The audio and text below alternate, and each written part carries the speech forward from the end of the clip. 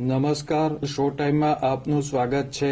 ભાવનગર શહેર અને જિલ્લામાં કાયદો અને વ્યવસ્થાની કથળેલી સ્થિતિ અંગે કોંગ્રેસ દ્વારા એસપીને રજૂઆત કરવામાં આવી છે।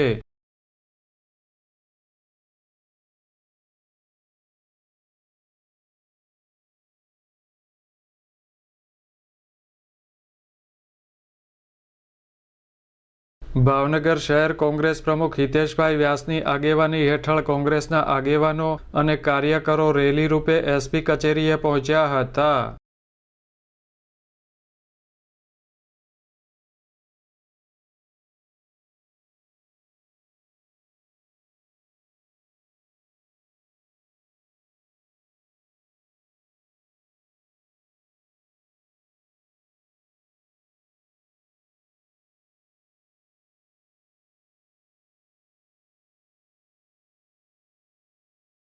કોંગ્રેસના આગેવાનો દ્વારા કાયદો અને વ્યવસ્થાની હાલની સ્થિતિ અંગે એસપીને રજૂઆત કરવામાં આવી હતી।